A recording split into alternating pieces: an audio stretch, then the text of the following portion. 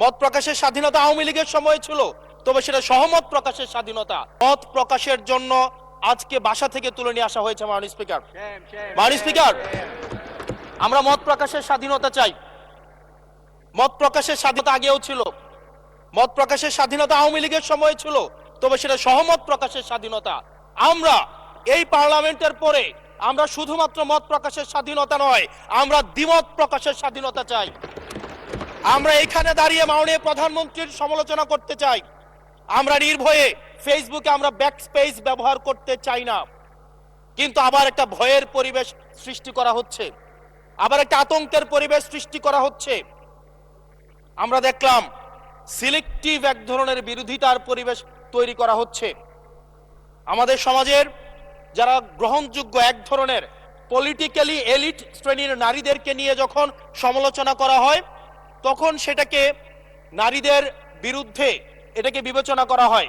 কিন্তু যারা পলিটিক্যালি পিছিয়ে পড়া জনগোষ্ঠী রয়েছে, গার্মেন্টস কর্মী রয়েছে, যারা হচ্ছে এই দেশের অর্থনীতির চাকাকে সচল করার জন্য রাত দিন পরিশ্রম করে যাচ্ছে, গ্রামগঞ্জের নারীরা মায়েরা যারা রাত দিন পরিশ্রম করে যাচ্ছে, তাদেরকে যখন স্লাট শেম করা হয়, গালি দেওয়া হয়, সেটাকে আমরা নারী বিরোধিতা হিসাবে আমরা সেটাকে আমলে নেই না।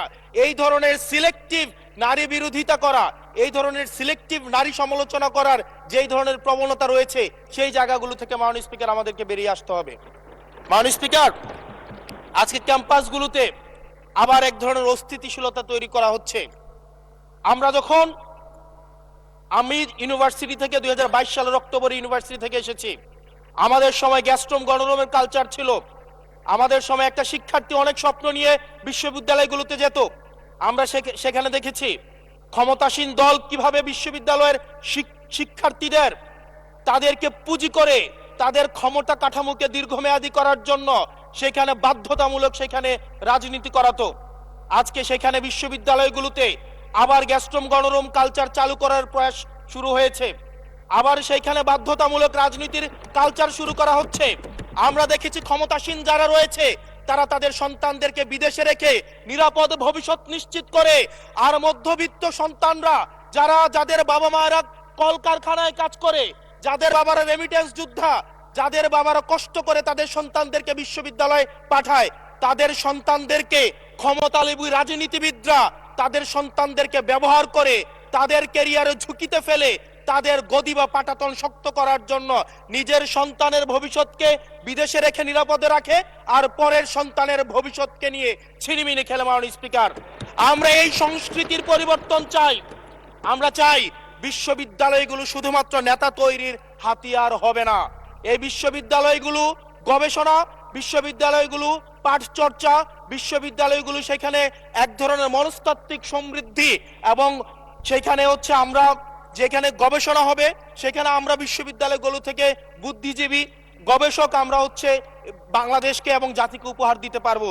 কিন্তু অত্যন্ত দুঃখজনক বিষয়, আজকে বিশ্ববিদ্যালয়গুলো শুধুমাত্র নেতা উৎপাদন করার এক ধরনের বিশেষ সার্কেলে পরিণত হয়েছে। মাননীয় স্পিকার, মাননীয় স্পিকার, এই 36 জুলাই এই তরুণ প্রজন্মকে কি দিয়েছে? বক্তব্যের শুরুতে অনেককে স্মরণ করে আমরা 36 জুলাইয়ে, এই জুলাইতে যারা আহত হয়েছে, 17 বছর ধরে যারা নির্যাতিত নিপীড়িত হয়েছে, তাদেরকে স্মরণ করতে আমরা লজ্জা পাই। মাননীয় স্পিকার, তাদেরকে মুখ দেখানোর আমাদের জায়গা নাই, আমরা তাদেরকে কিছুই দিতে পারি নাই। আমরা একটা কাঠামোগত পরিবর্তনের জন্য আমরা আজকে এই সংস্কার, আমাদের কাঠামোগত পরিবর্তনের জন্য আজকে আপনাদের এই লড়াইটা ছিল, এই সামগ্রিক হাউজের লড়াই ছিল। আমি চ্যালেঞ্জ করে বলতে পারি, যদি 2009, 10, 11, 12, 13, 14 সালে আমি সংসদে বসে কিছুক্ষণ আগে আমি 2009 সাল পরবর্তী থেকে 12 সাল পর্যন্ত যেই সংসদের যে বিতর্কগুলো ছিল আমি বিতর্কগুলো পড়ার চেষ্টা করছিলাম। মাননীয় স্পিকার, যদি আজকে এটা 2014 সালের সংসদ হতো, আর যে সংস্কার প্রস্তাবগুলো এই পাশ থেকে দেওয়া হয়েছে, ঐকমত্য কমিশন থেকে দেওয়া হয়েছে, এই সংসদের একজনকেও খুঁজে পাওয়া যেত না যে এই সংস্কারের বিরুদ্ধে অবস্থান নিত। আজকে মানবাধিকার কমিশনকে ল্যাপস করে দেওয়া হয়েছে। মানবাধিকার কমিশনকে ল্যাপস করা হয়েছে, বারবার করে বলা হচ্ছে আরো শক্তিশালী ভাবে হচ্ছে মানবাধিকার কমিশন নাকি উত্থাপন করা হবে। আজকে পুলিশ সংস্কার কমিশন আজকে অর্ডিন্যান্স সেখানে বাতিল করে দেওয়া হয়েছে, বলা হচ্ছে আরো পুনর্বিবেচনা সাপেক্ষে সেখানে হচ্ছে এই সংসদ উত্থাপন করা হবে। মাননীয় স্পিকার, যদি সেটাকে সংসদ, সবকিছুই তো সংশোধনের মধ্য দিয়ে যাচ্ছে, যদি এটা নিয়তটা যদি সহি থাকতো, ওয়েল ইন্টেনশন যদি থাকতো, এই অর্ডিন্যান্সটাকে এখানে গ্রহণ করে পরবর্তীতে কিন্তু সংশোধন করা যেত। মাননীয় স্পিকার, মাননীয় স্পিকার, মাননীয় সদস্য, আপনার সময় 2 মিনিট বাড়িয়ে দেওয়া হলো, 2 মিনিটে শেষ করুন। থ্যাংক ইউ মাননীয় স্পিকার। মাননীয় স্পিকার, আজকে সরকারি দল বিরোধী দল, এই সরকারি দল এবং বিরোধী দল একটা আপেক্ষিক বিষয়। আপনারা এই পাশে ছিলেন, এখন সময়ের পরিক্রমায় এই পাশে গিয়েছেন, আমরা এই পাশে আছি। যদি জনগণ চায়, আমরা যদি মানুষের ম্যান্ডেট নিয়ে এগিয়ে যেতে পারি, তাহলে সময়ের পরিবর্তনে এই সিট পরিবর্তন হবে। আমি আপনাদের সবাইকে আহ্বান জানাবো, প্রজন্মের ভাষাকে অনুধাবন করার চেষ্টা করুন। এটা আমি আমার নিজেকেও বলবো, প্রজন্মের ভাষাকে পড়ার চেষ্টা করুন। আমাদের প্রধানমন্ত্রী যিনি আছেন, মাননীয় প্রধানমন্ত্রী, ওনার সন্তান যেই প্রজন্মের, আমরা একই প্রজন্মের, আমাদেরকে ধারণ করার চেষ্টা, আমি চাইবো আপনারা সবাই আমাদেরকে ধারণ করার চেষ্টা করবেন। বিএনপির নয়, কেবল জামাতের নয়, কেবল এনসিপির নয়, বাংলাদেশের মানুষের স্বার্থ, বাংলাদেশের মানুষের আকাঙ্ক্ষা, বাংলাদেশের মানুষের স্বপ্ন বাস্তবায়ন যেন আমরা করতে পারি। মাননীয় স্পিকার, মাননীয় স্পিকার, এই চেয়ার আমি অনুধাবন করতে পারছি জনগণ বিচ্ছিন্নতা তৈরি করে। এই সংসদে বসে, এসি রুমে বসে, এসি গাড়িতে চলে, মিনিস্ট্রির এসিতে বসে, বাসার মধ্যে 24/7 আনইন্টারাপ্টেড ইলেকট্রিসিটির মধ্যে থেকে জনগণের সমস্যা বোঝা যায় না। এই জন্য এই সংসদে যখন আমরা দাঁড়াই, আমরা জনগণের সমস্যা অনুধাবন করতে পারি না।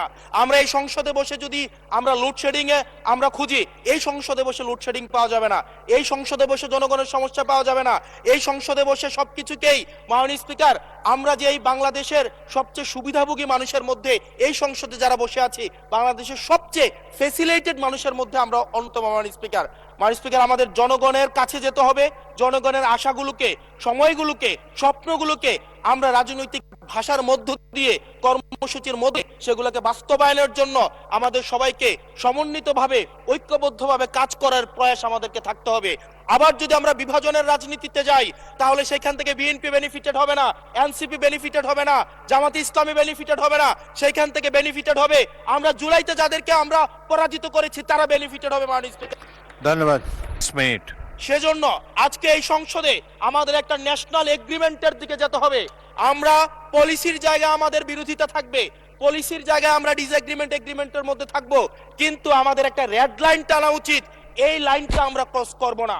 আমরা যখন শুনতে পাই যে একটা রাজনৈতিক দলকে নির্মূল করার আহ্বান একটা সরকার দল থেকে আসে, সেই বাংলাদেশে আমরা মাননীয় স্পিকার ফিরতে চাই না।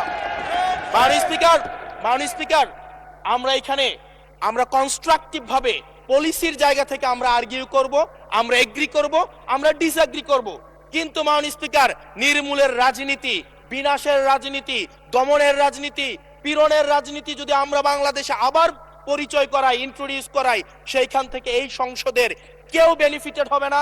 বেনিফিটেড হবে আমাদের সবচেয়ে বেশি যারা আমাদের এই বাংলাদেশটাকে ঝুঁকির দিকে ঠেলে দিয়েছে, সেই অপশক্তি হচ্ছে মাননীয় স্পিকার বেনিফিটেড হবে। সেজন্য আমরা ঐক্যবদ্ধভাবে বাংলাদেশটাকে বিনির্মাণ করি।